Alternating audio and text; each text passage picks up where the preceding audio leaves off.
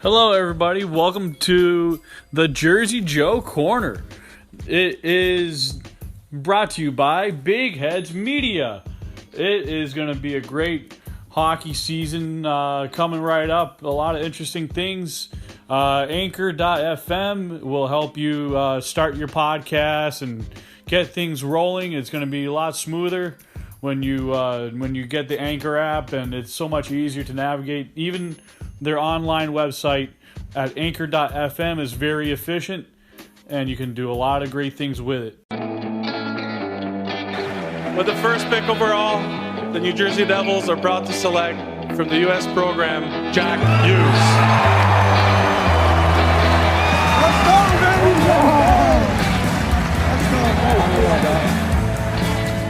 Plays it across, Vatanen drives, score! Sammy Vatanen let it rip. It's a power play goal, and the Devils have opened it up. Oh, my.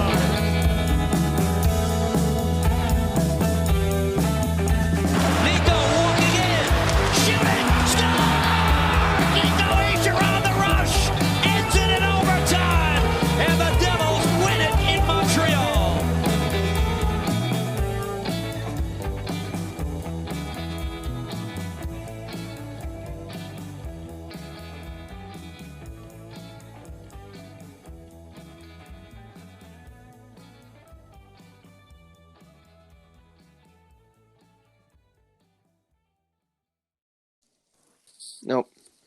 Nope. Hold on a sec. Let me try and get Cam in via copy link. Okay. Hold on, Cam. We got you. Yeah, I'm just texting. Okay. Yeah, I'm open. It should be easy, like hit Mike Rupp in open ice. Yeah. You sent it to me. Yeah, you sent it to me twice. Yeah. Jesus. I'm gonna just send it to that dual account. Right. There it is. There it is. There it Hey, is. Cam is back. What's up? What up, Oh, dudes? What up, dudes? Hey. Hey, Cam. We want to start off the show by welcoming you on. You've done so many great things for the Devils and the Blues, even the Nottingham Panthers in a short amount of time.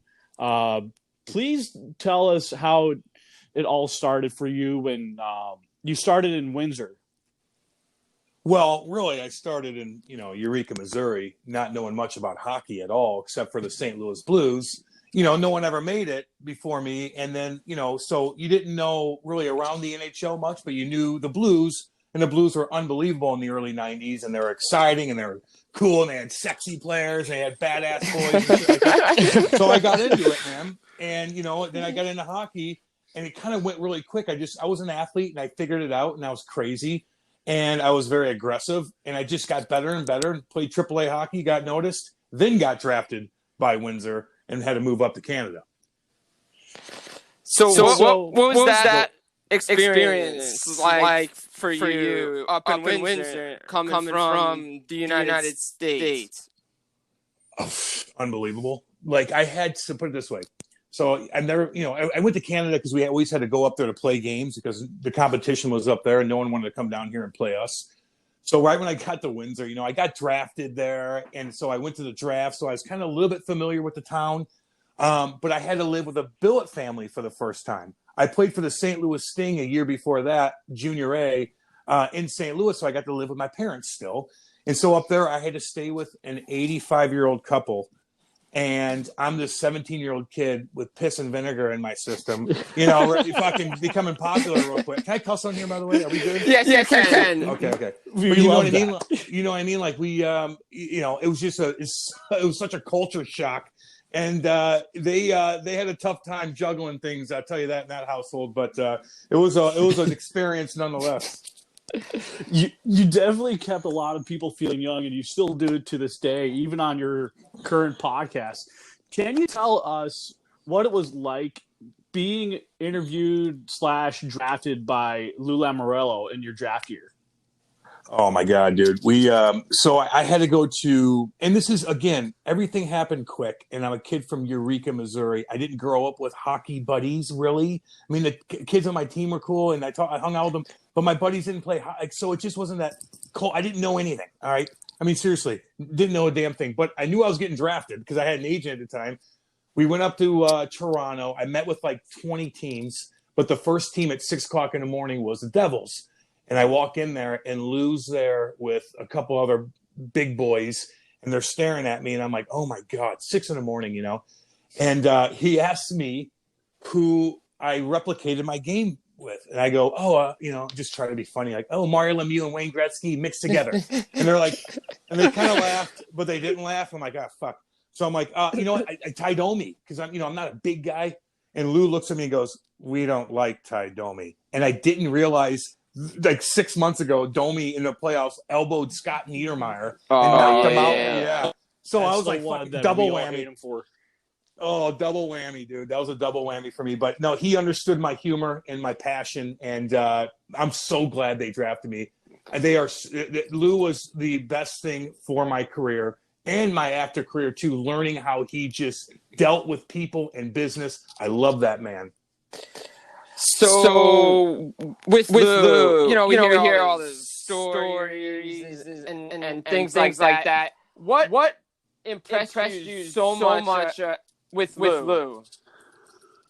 His honesty and his demeanor and just his just the way he ran things. Everything, you just knew what to do. Okay, I knew what the fuck to do.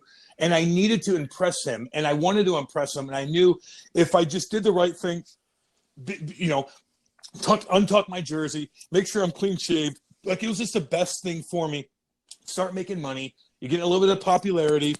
People want a piece of you. Of course, I like to party. So it was, again, the perfect situation. The way he presented himself in the locker room, he was the first one there every single day. Everything's professional. He's a winner. And very, very intimidating, and he doesn't put up with any shit. And it just worked, and it's something, again, that I just needed at the beginning of my career. And so, Cam, you talk about the no nonsense attitude, and you being a player that took no nonsense or BS from opponents game in, game out. Who was the one player you got into a lot of battles with that you absolutely hated, but you are best friends with today? Well, there's a couple guys I didn't like at the time. Like, I hated playing against Steve Ott, but I love the guy because he was with me in Windsor. Ben Eager was tough to deal with because he played for Chicago. When I was playing with St. Louis, we went at it, and he was getting more ice time, and he knew his role, and he was good at pissing me off. But I really didn't hate anybody. You know what? There's one guy that when you're playing and you're doing the role I'm doing, there's always a time when you're playing different players. They always give you that like wink, like, hey, I know we're battling, but fucking respect, buddy. The one guy I never really got that from was Sean Avery. Now, even if I came up to him on the dot and I'd be like, what's up, motherfucker? How you doing? He'd be like, go fuck yourself, you fucking loser. And I'm like, Jesus, I'm going to kill you. He was the one guy I didn't get just get that vibe from, like, hey, respect. But then I had him on my podcast, and he was cool as shit. So it's just one of those things, man. Like, when you're in the fucking heat of the moment there, some guys are just, die hard from the get-go, and they don't let loose with even a wink, and that was Sean Avery. And that's cool. I was going to say, tell us a player on Chicago, a player in Philadelphia, and the player in the Rangers that you still can't to this day. Dude, I get along with everybody, man. I don't hold fucking grudges, dude. I don't hold, I'm surprised people don't hold a couple grudges against me for some of the things that I did. But they know that I was passionate and I wasn't dirty, but I hit guys dirty here and there, but I'm not going to slash you in the face or any of that shit, step on you or any of that. Like, I'm going to hit you, and it might be a little late. Or my elbow might be up a little bit here and there. But no, I don't hate anybody. I don't think anybody hates me either, to be honest with you, except for my wife once in a while. But other than that, I mean, it's just it's not like that with me, man. I don't hold grudges. That's cool. Awesome. I mean, going back just a little bit to your first training camp with the Devils. Just tell everybody what that was like. Well, let's see. Oh, very intimidating. Again, you're walking into like a military structure, and I use that term loosely because military is military, okay? Like, you're still playing hockey. Let's be honest. But Lou had everything. Like, you come in, you better be on time. Like, I always made sure I was there before everybody. Even if I went out all damn night, I'd go right to the rink and make sure Lou saw me before everybody there, doing my shit, working out, doing this, doing that. But when you walk in the locker room after playing juniors and you're bigger and stronger and you walk around in juniors with your shirt off and you're bigger than everybody else and you're a man and this and that. But then once you go in that fucking NHL locker room and you see Scotty Stevens walking around with no shirt on, you see these fucking monsters cruising around that fucking knock guys out, and Christoph Oliwa and Jay Pandolfo, he doesn't have an ounce of fat on him. You're like, oh shit. Okay. Yeah. No, I'm just another dude now. It's not, I'm on the bottom of the fucking totem pole, to be honest with you. You better up your game. And these guys are working out every single day. I was working out probably harder than anybody else in juniors. I remember going to Detroit at like 6 a.m. Detroit, hardcore Detroit, to box with some heavy-hitting motherfuckers. Yeah, dude, I did. Fucking I did. So, Cam, it makes me always think you always have the heart and soul of a Devil and a Blue in both, careers. And you just happen to have that. They give us no respect the Rodney Dangerfield way. Did you feel any of that in your attitude where it just made you strive a little bit more and fight a little bit better, especially when you played Pierre-Luc Letourneau LeBlond? Well, what do you mean? I didn't respect thing. What are you like, talking for about? instance, the media from MSG to anyone in Toronto, like not giving the Devils enough coverage, where we don't get enough respect for being successful in the past and the present. Dude, listen. That's where Lou comes in. You think he gives a fuck about that shit? You think Marty Brodeur gives a fuck when he's got 3 fucking Stanley Cups? Like, I don't give a fuck if you talk about us or not. We are killing everybody. We're a fucking dynasty. I don't give a shit if you could talk about Toronto all you want. They haven't went past the first round in 20 fucking years. Who's not talking about us? Then don't talk about us. All we do is fucking win. That was the attitude, dude. We were loaded with talent. Just got off. You won in 2000. Then you won in 2003. I get it there 2002, my first training camp. I walk in that locker room. The confidence level in that with everybody was through the fucking roof. No one even thought about that bullshit. They're like, do you want to talk about who the fuck you want? We're going to probably win another Stanley Cup. And they did.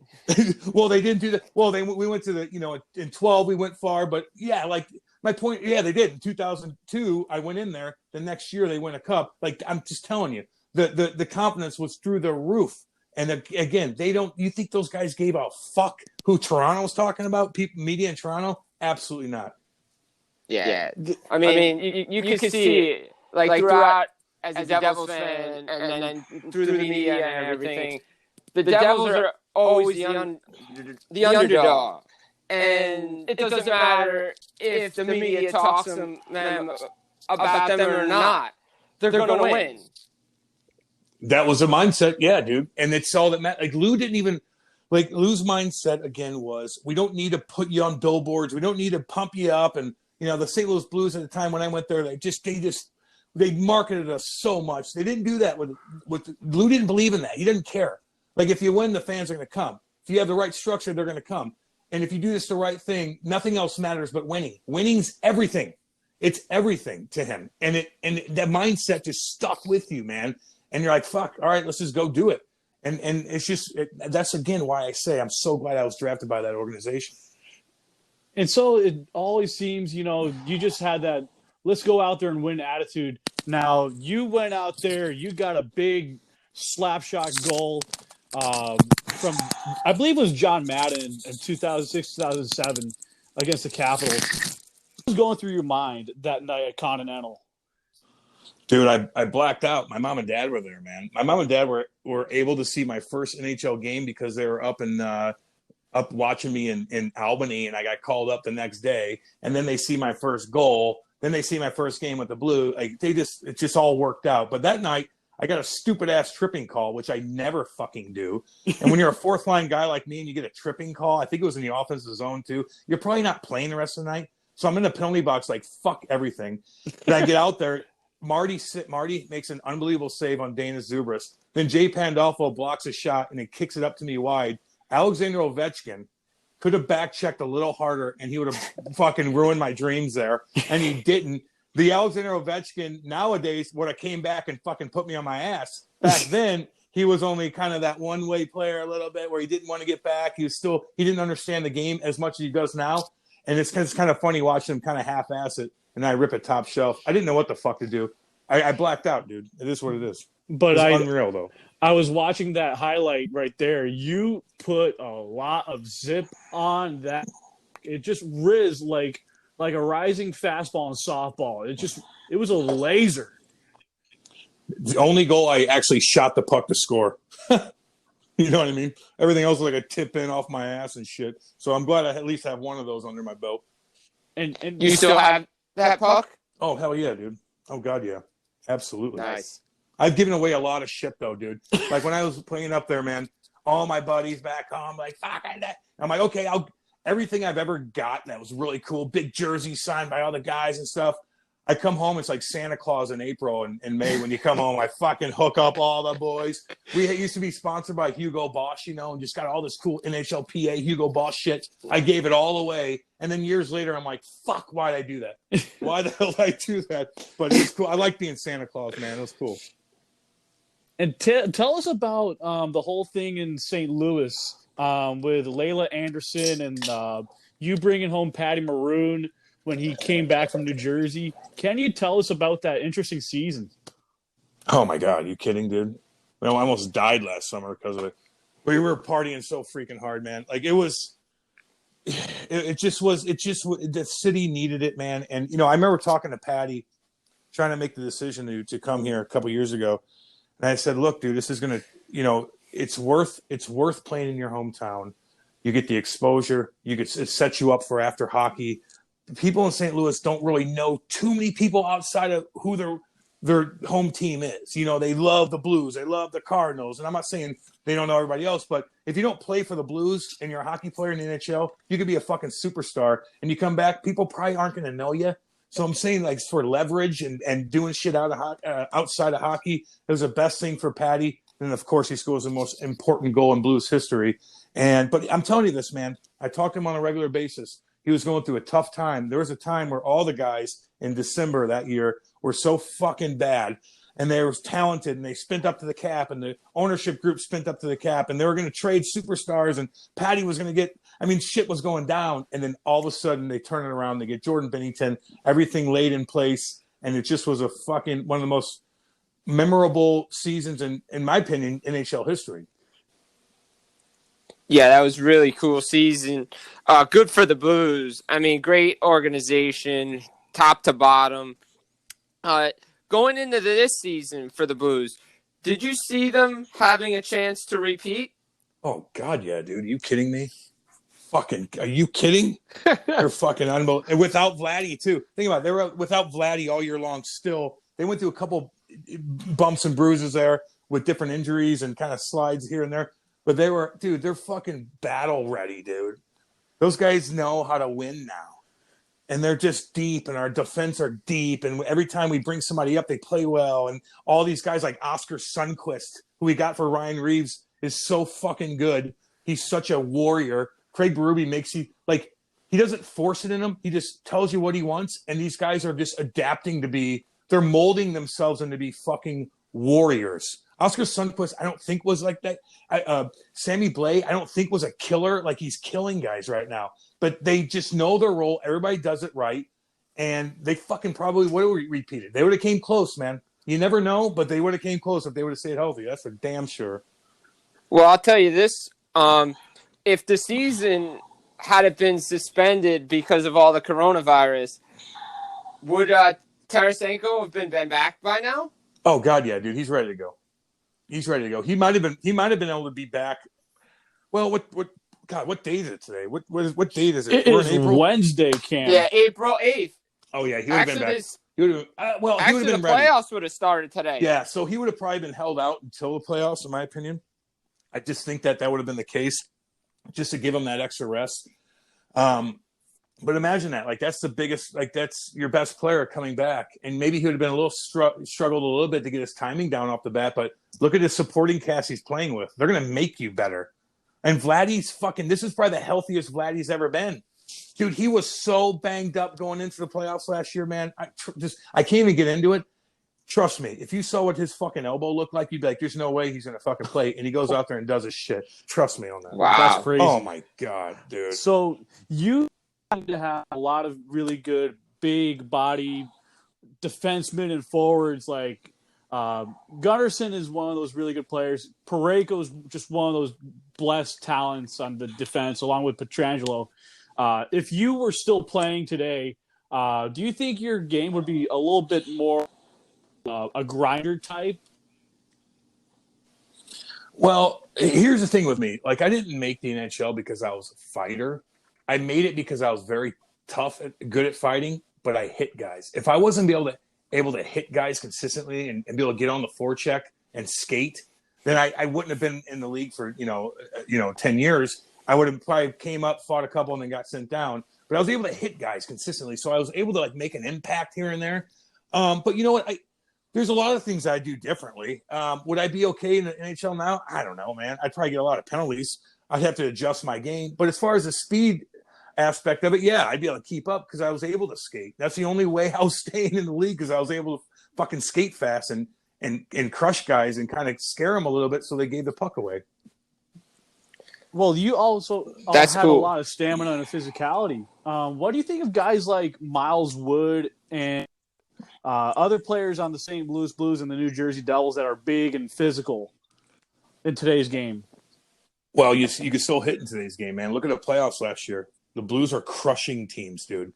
And yeah, a couple guys got dinged for suspensions, but they let you play. Hitting is still fucking so prevalent in this game right now. I can't explain that to you, man. It separates you so much if you know how to hit and you're skilled. Fighting, yeah, it's not kind of like, it's good to be able to be the intimidating. Like, if I hit you and you cross check me, I'll piss pump you. But it's not relevant as much as it used to be. But the hitting is, and that's good. You want guys to be able to hit guys. You want to be physical. You want to be able to get in and fucking separate. Nothing more boring than watching a hockey game where no one's fucking hitting anybody. You're like, what is going on here? It's like a pillow fight. No one wants that. Hitting is still, a huge part of today's game, especially in the playoffs, man. The Blues fucking murdered San Jose. They hurt 4 of their top players in one period. 4 of their top players because of physicality. That's what set them over the edge, dude.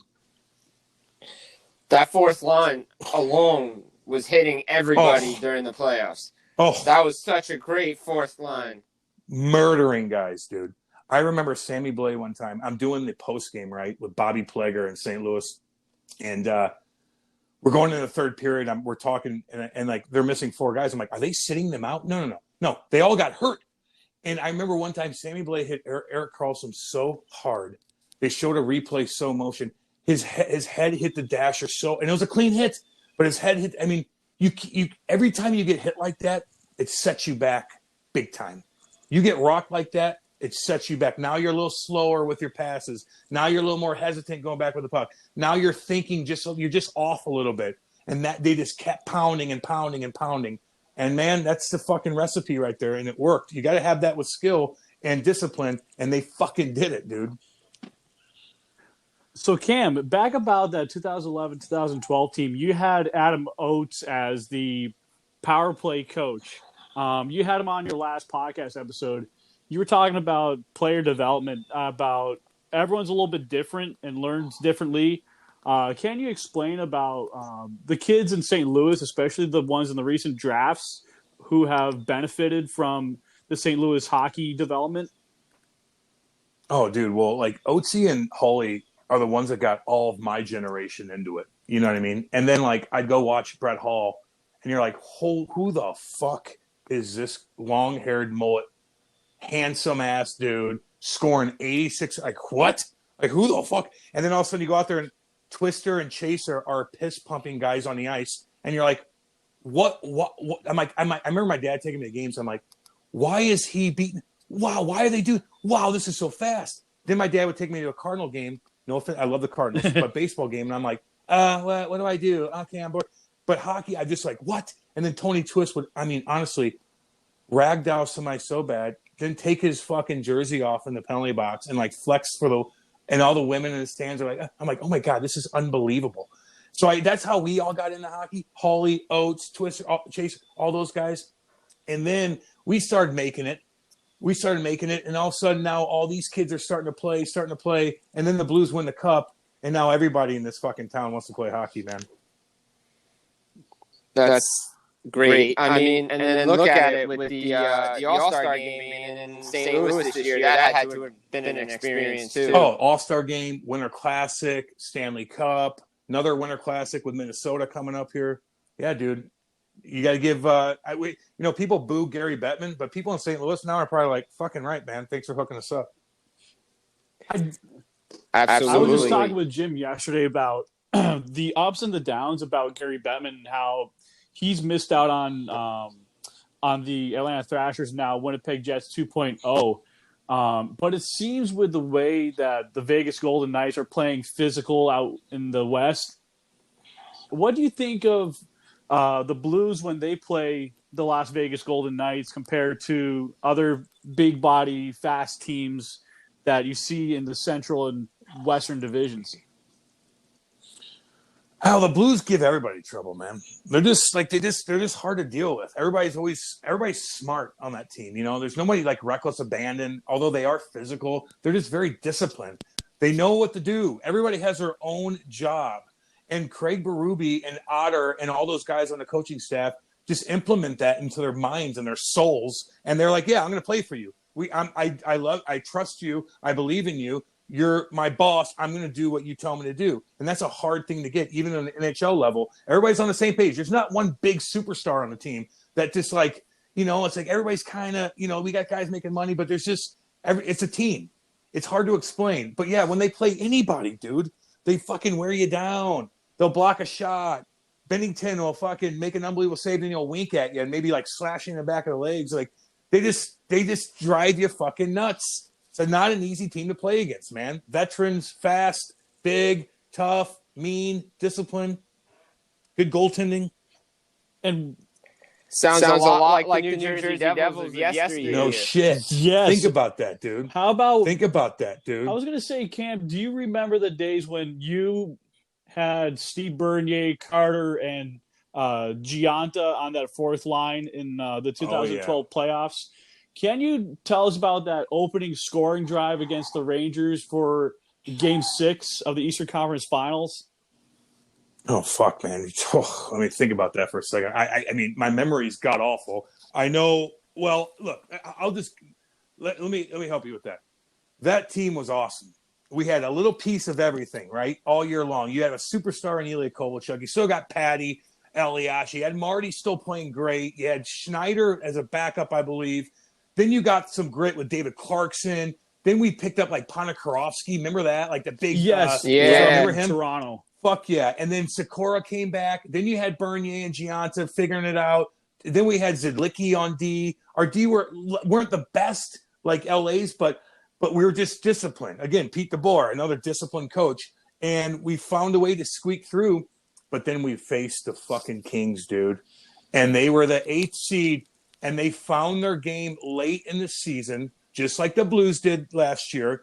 And they were so goddamn good. And they blocked every shot. And Jonathan Quick came to his own. And their centerman won every fucking draw. It was the most painful thing to watch, watching the Devils and from the press box with Eric Bolton, looking down, watching these guys just smother us for 6 games, man. It sucked. I was going to say, I remember you and Eric Bolton being on that team together, and also the two of you would also be the big physical guys that would stand up, Kovalchuks, the Parises.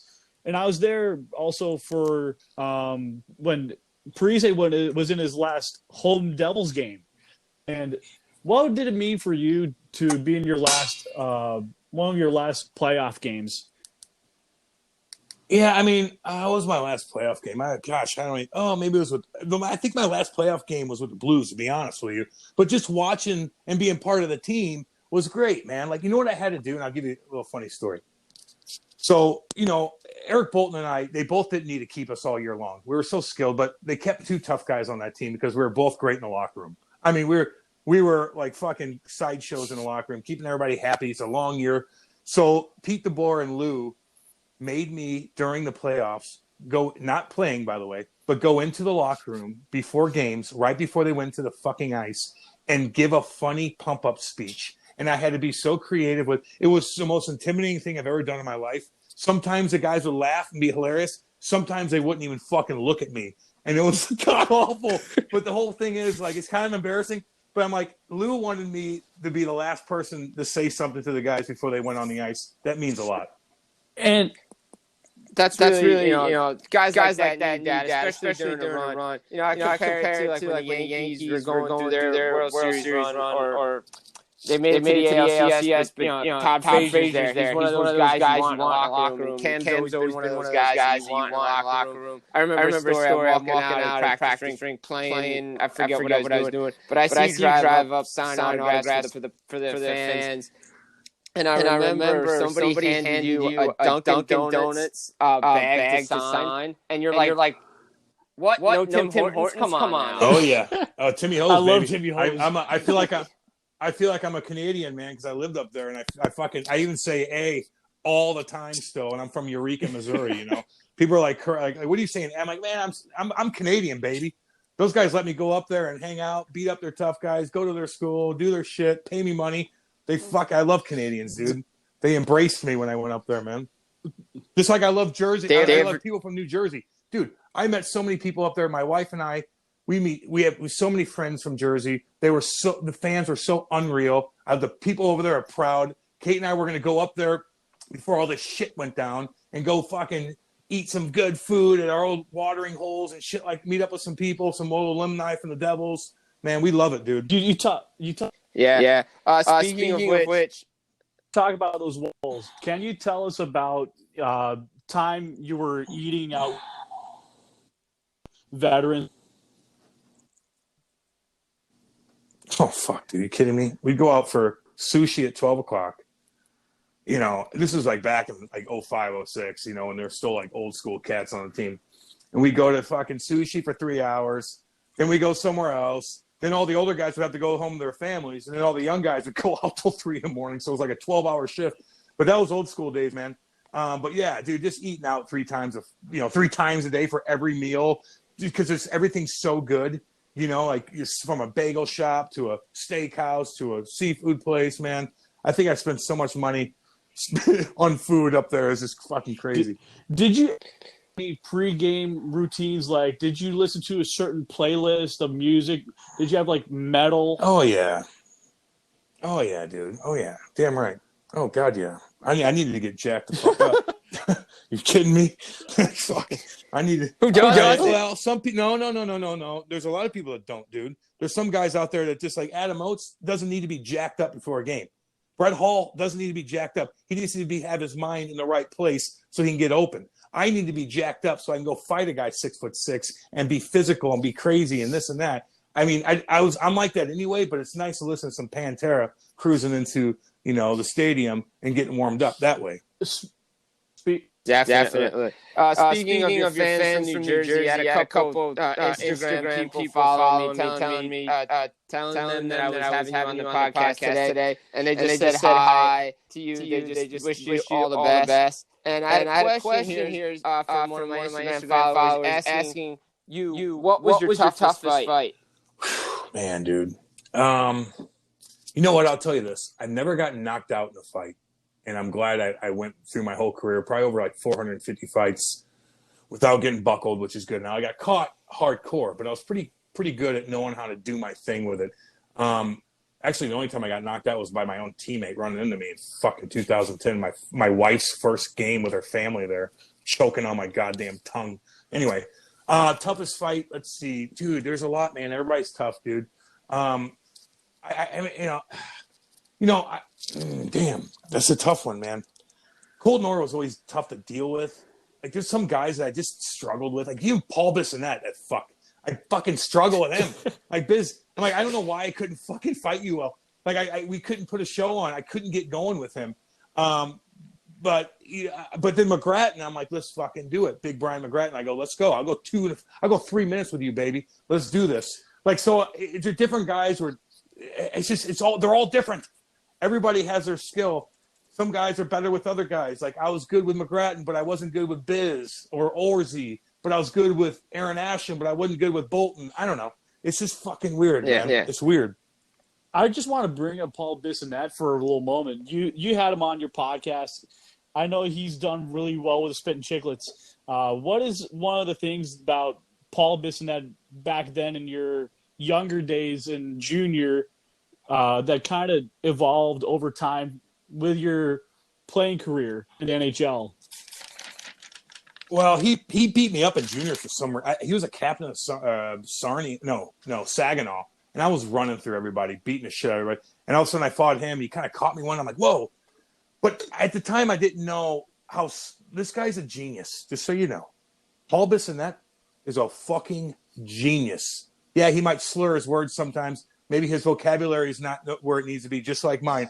This guy is a business genius. And he started when he was young, and he built this empire up, dude. He's the one that set up everything. With Spittin' Chicklets, he comes on, he does everything. He's nonstop, 100% businessman. And he's a fucking smart man. And people chirp him for like this and that. Dude, that guy, he's making so much money. He's making more money than he did when he fucking played. And everywhere he goes, he's a rock star. But he works his ass off, dude. So, yeah, his hockey career, fine. It's his business career that makes me look at him like, damn right, man. I need to see what you're doing and do my own thing with it, my own spin on shit. But he's paving the path for everybody outside of hockey that kind of – we have the same kind of personality, like pretty raw.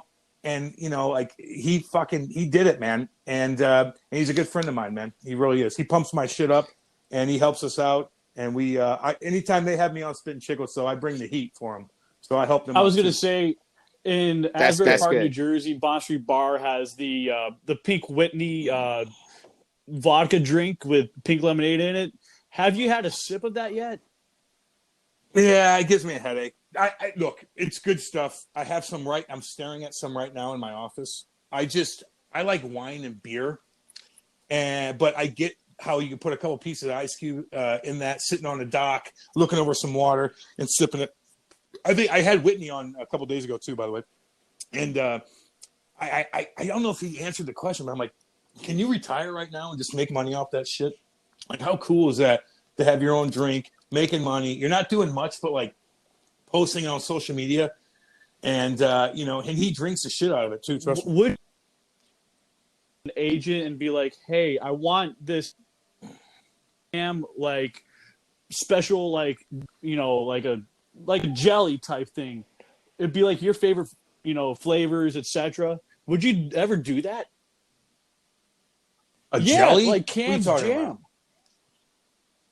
Oh yeah, no. Oh yeah. Goddamn right. I have my own beer out in St. Louis. Tell us about it. Oh, nice, nice. Well, Darren Kimball, Kelly Chase, and myself have a beer with O'Fallon Brewery. It's really cool, man. They give us a ton of it, and mine's like a wheat beer, Roundhouse Janssen Roundhouse. It's really cool. I like, but yeah, no, I would do any of that shit. Of course, you don't want to over market yourself with shit. Don't get me wrong. Like you can only, especially with social media. I hate when people just flood it with like advertise. Like you gotta pick and choose when you do it. You can't flood the market with that because no one's gonna take you serious and they don't want to see it. But yeah, damn right, Cam Jam, of course, set it up for me. Let's do this. I was gonna say, like, Absolutely. there's always someone on LinkedIn that probably has like a way of doing it. Imagine if someone like, what was it, New Amsterdam Vodka did that. I mean, that would be an interesting thing to do that. If you set it up, we'll be a business partner. Get it all together. I'm busy as shit. If you want to set that damn thing up and let me know, I'll help you market it. I would love to. Money.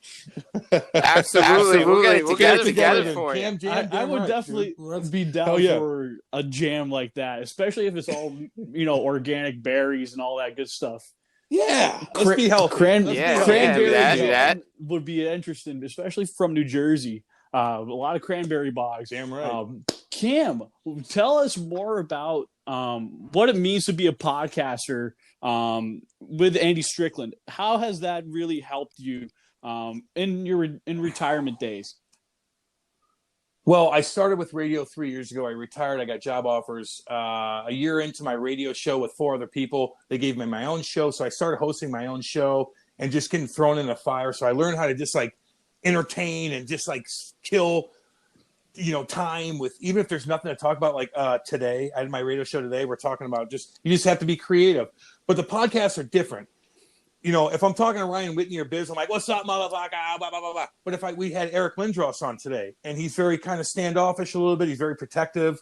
So I have to be a little bit more just kind of normal-ish. So it's just tough.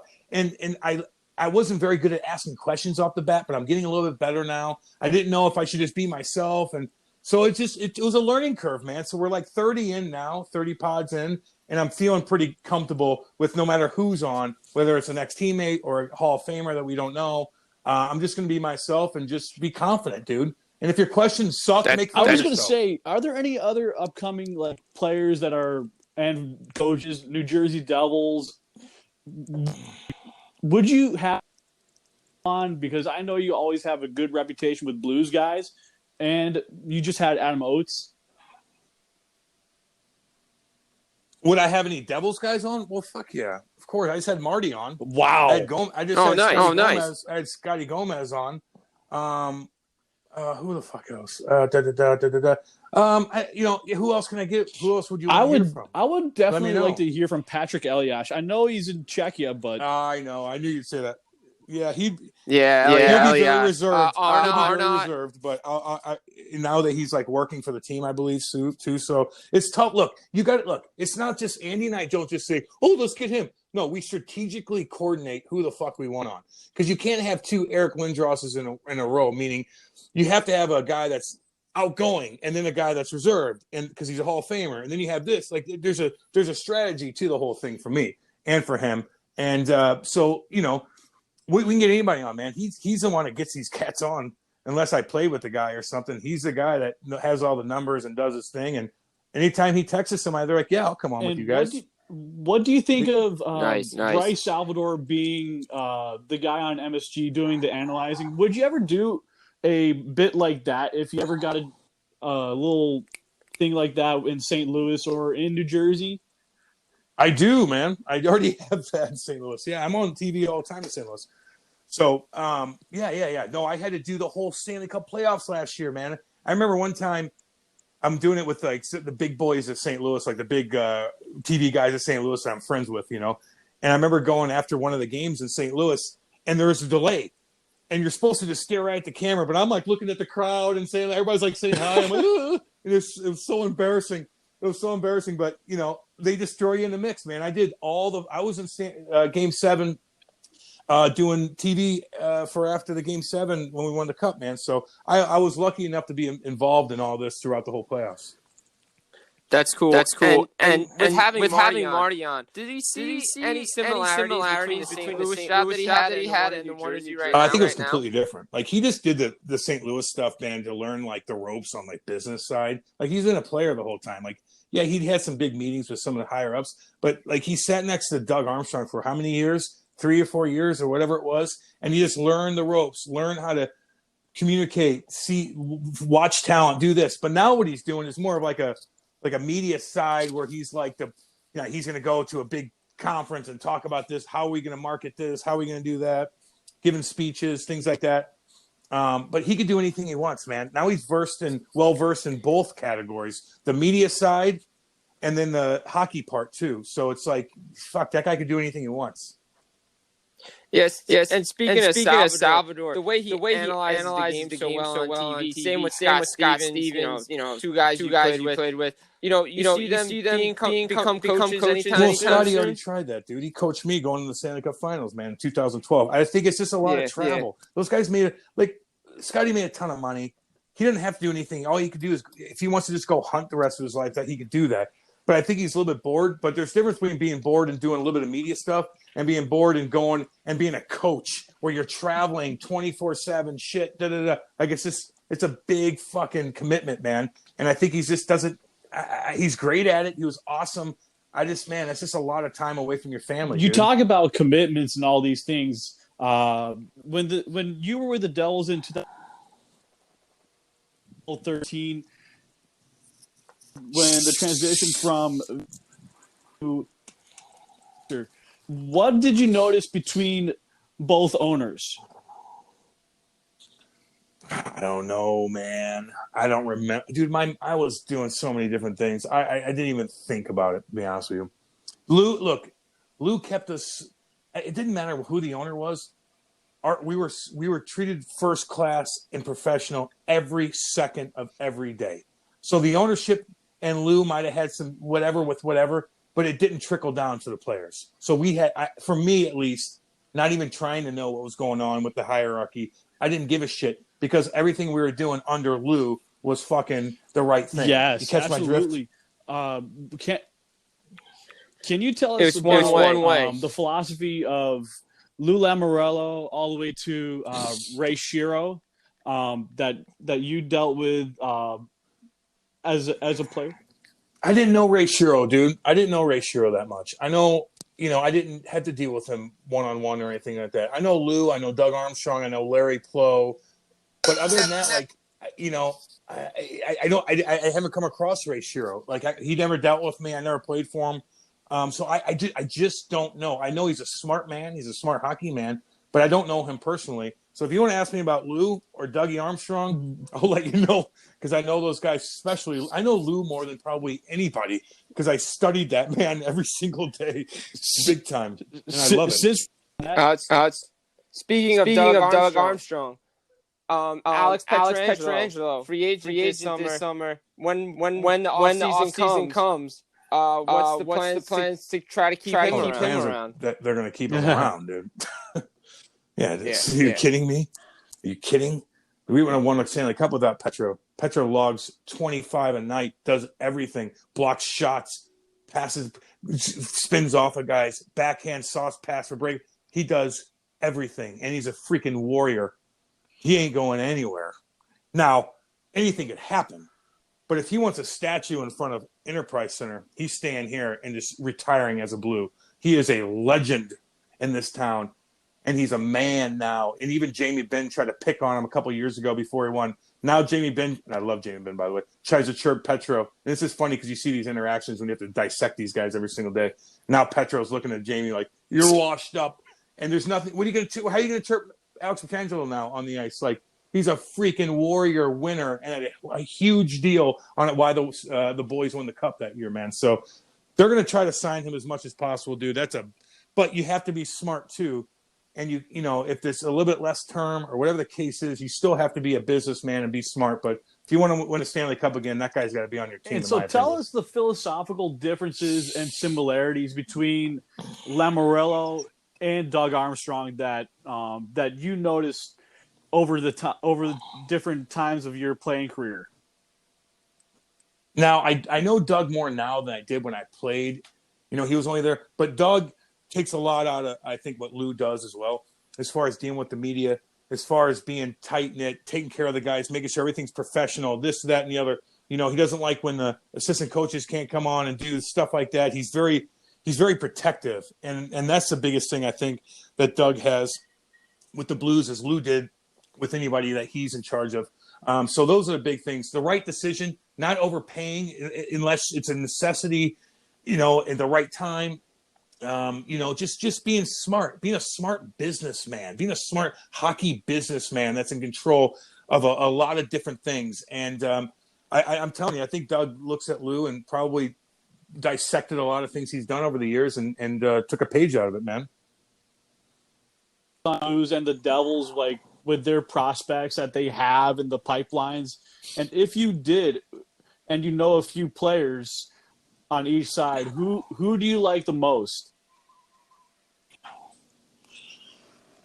You never know, dude. Shit, man. You never know. Like, there's a couple D-men coming up. Nico Mikkola is going to be good. He's 6'6", can move the puck. Nothing sexy, but just going to be good. He's going to make the team. Klim Kostin's going to be pretty good, hopefully. Jordan Kyrie's been up and down. He's going to be okay. As far as the Devils, I don't know. Look, dude, I got a fucking think about everybody in this whole franchise. It's tough to dig around the rest of the league, but I do pay attention because it's my heart still over there. But as far as the prospects of the Devils, I really don't know. It's tough keeping track of the fucking prospects in St. Louis. It always seems that they're trying to let some players stay in their league like Costin does, but not trying to rush them. What would you do if you had to be GM for a day in St. Louis?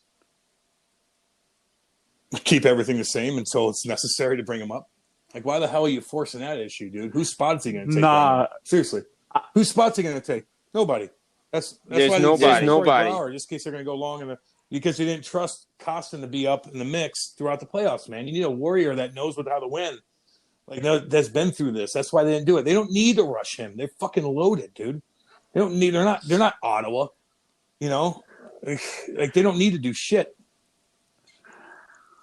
They have a really good team up and down. And like you said, they know when to bring guys up. They know how to develop guys, and they have certain guys in the role, and they know how to play that role. And speaking of a guy that was in that role last year, Alexander, he was told to get a lesser role, and he adapted to it, and the rest is history. Man. That guy's a warrior, dude. He's got it in his blood. He did some good things, dude. He could have bitched and moaned, and he didn't do it. He blocked shots, and he played 7 minutes one night, 15 the other night, 7 minutes one night, 15. And he just did his thing, dude. And everybody was on the same page. That's why you win. So everybody else that watched the playoffs last year, all you players on other teams, take notes. All you older vets that need to do that same thing where you're playing on the fourth line, third line, and just adapting that you've always been a goal scorer and you're making a lot of money, but you have to swallow your pride. Fucking do it. That's how you win. Ovechkin figured that out. Right. I think the kids in Toronto have to figure that out. Yeah, they do, man. I root for Toronto, man. I do a lot of stuff on TSN and some networks up there and stuff like that. And those fans deserve it, dude. They need to see something, man. And especially the biggest market in hockey. But again, they got to figure it out. They got to figure it out. They got the talent. We'll see what happens with it, but you need to have warriors on that team, dude. You need guys blocking fucking shots with your face and just gathering up the morale and fucking good in the locker room. Like, it takes so much, man. It's a fucking army, dude. It is. Top to bottom. Yeah. And I've heard you up on TSN with your boy Carlo Koliakovo. I supported him and his son during everything with the Drager Cafe t-shirt. Carlo's such a good guy to listen to. I love listening to you on TSN. Yeah, they're great, dude. I play with Carlo. He's a nerd, but I love him. So he is such a hockey nerd. He's in everything. Like, he knows a little bit about everything with sports, man. Like, so I'm like, don't even ask me about basketball, please. Just, Carlo, don't fucking embarrass me. Don't ask me about basketball. You shit, man. How it goes, man. So, Cam, do you have any, like, you know, read up, like, upcoming players that you haven't really known when it comes for your podcast that you have, Strickland? Is there who's next on the podcast? Is that what you're asking? Well, you're kind of breaking up there. Is that what you're saying? Do you have like a read up individual if you don't? Oh, fucking A. Well, yeah. Do I have to read up on the guys I don't know? You fucking A. Do I have to read up on guys I do know? You're damn right. Yeah, man. I got to do my homework on everything. I have my notes down, figure out what direction, how to ask hard questions like to Eric Lindros. Why the hell did you not go to Quebec? And if you knew this, then that. Why is that? Then why is this? Yeah, dude. Like, it's a fucking dude. When I do a podcast, it's a 4-hour ordeal. I got to get up. I got to take my shit down. I got to talk to Andy. I got to pregame things. I got to do the pre. I got to do the post. I got to do the cut. I got to do this. Then you got to do the interview. Then you got to rehash and figure out what you want out. Fuck yeah. It's a 5-6 hour ordeal. All these people that want podcasts, man, it's fucking hardcore. It is. You guys probably know too. Definitely. Yeah, it is. And we pay for a producer to take care of all the other bullshit. That's another story. I know. Costs a lot of money. We do it by ourselves. But they do all the grind shit that we don't know. Yeah, for us, like the one thing that we learned how to do with someone else editing was just basically audio, basically thrown on into like Instagram, like. We had 2 of them about the 1980 Miracle on Ice. If you can be our Instagrams, I'm at Joe of Jersey on Instagram. So you can see those two that I put up last episode. Give you an idea from podblade.com. No, I'm gonna check that all out, man. Look, I learn new shit every single day with either radio, with either podcasts, with social media. Like, I'm adapting every single day, man. I just started all this 3 years ago, basically. Got my own show now, got my own podcast, very successful, dealing with different sponsors, dealing with content, dealing with knowing what to say, being edgy, telling stories that I got to kind of watch what I'm doing, but you're still entertaining. Like, it's a lot, man. It's a lot, dude. It's definitely a lot. Just to wrap it up. Your gut feeling on NHL season. I know fans will want to know about that. Is it coming back? Oh, man, dude. No. Look, it might come back, but there's not going to be any fans. Think about that for a second. How can you possibly think in 2 months everybody's going to be like, oh, let's get 20,000 people together now? Ain't happening, dude. It ain't going to happen for a long time. And another thing, I don't mean to be depressing. They're still going to be on TV. I think that they're going to play games and stuff like that. You're just not going to go see them live. You're not going to be able to have 20,000 people all come together in the next, I don't know, man, probably long time, to be honest with you, because no one knows what's going on, and you're not going to know when it's over. That's the thing. So you can't, no one's going to make that decision to be like, oh, we're good. 20,000 people, go ahead, stand right next to each other. That's not going to happen for a while, but sports will happen sooner rather than later. Do you think the cap That's good to know. Go slightly up or go a little bit down? Everything's fucked now, dude. I just don't know. Like, you're starting from scratch now and rehashing every decision that you've made for the last couple of years. Now it's completely whacked. So they're going to have to sit back and figure that out. Big time. Definitely. Yeah, it's so crazy. Such a crazy time. Yeah, it is, man. That's why we're social distancing. We've been absolutely doing it via Anchor because in a studio. Oh, I can't do it, man. Those mics are fucking contaminated. Gotta stay away from the studio mics, man. That's for damn sure. I heard you absolutely. Cam say, even after all this, I'm still not hand Andy. Oh, fuck no. He's got 3 kids. They're the ones, like, I'm not shaking anybody's. I'm bowing to people. I don't give a fuck. I'm bowing like I'm, like I'm a sensei or something. I don't give a shit. I'm gonna do an definitely. Yeah, I was gonna bow like I'm some fucking, like I'm meditating to people or what? I'm some like religious. I don't give a fuck what it is. I'm not touching it. That's it. Things are changing, man. It is what it is. Yeah, there's so many awesome memories going in. I remember you one time out after you were signing pucks for people after a practice in 2012. I remember you were chirping Eric Bolton in his car, and Marty was in his little Chrysler when he was getting his new 4-door car that day. And Parise got a little scared too. They drove off a little bit. Oh yeah. No, that was a fun year, man. That was a blast. We had a good time, and then you'll have friends forever. When you're a good team, you're all pretty close, man. You can't go that far without having a tight-knit team. Do you still talk to this day to Parise, Langenbrunner, or any of those guys? Yeah, I see those guys once in a while. I haven't talked to Zach in a while, but I keep in touch with a lot of people. Now that I'm doing the podcast, you rehash with a lot of new guys too. So, and alumni events and shit like that. And I do fantasy camps around North America. So I see a bunch of guys I haven't seen in a long time. It's fun. That's good. How's Jay Bomeister? He's good, man. Doing? Look, he's got $80 million in his back pocket. He doesn't have to play another fucking game in his life. He doesn't have to work another day in his life. As long as his heart's okay, that guy's going to live the life for the rest of his life. He can do whatever he wants. His kids will be fine. His kids' kids will be fine. So he's going to be okay as long as, like, the heart situation, I think it's just, I don't know. I'm not a doctor, as you guys know. But as far as everything else, like, he made money. He's got a healthy family, and if he's healthy, he's good to go. Because we were absolutely shocked to hear about that because it happened to Rich Peverly the other season, and it's scary. I mean, you got to drink your electrolytes.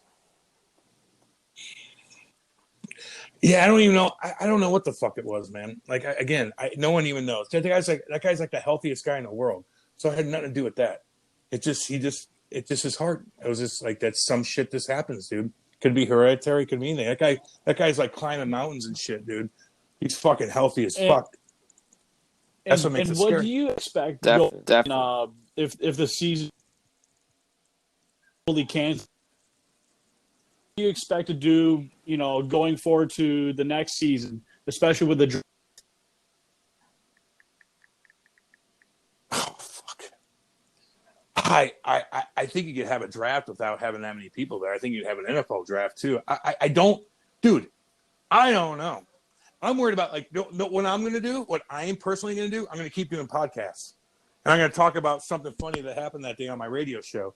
And then I'm just going to keep doing and staying away from people and trying to stay healthy and keep building the brand and putting out content so I could have a job, keep going through, even if it's the fucking end of the world, I'm still entertaining people,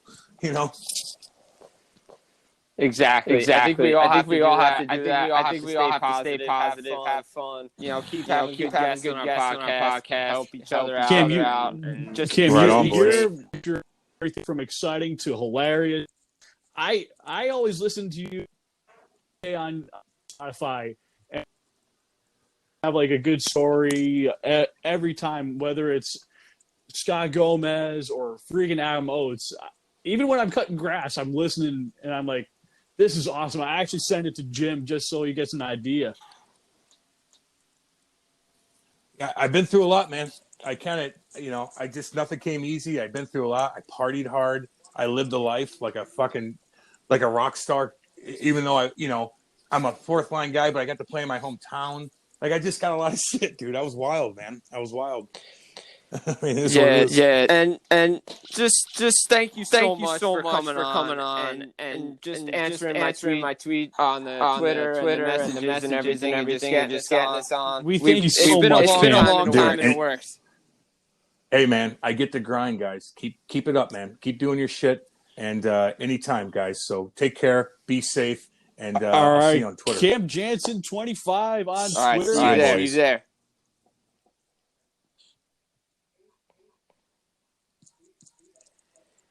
Have a great day. Thank you. Have a good day.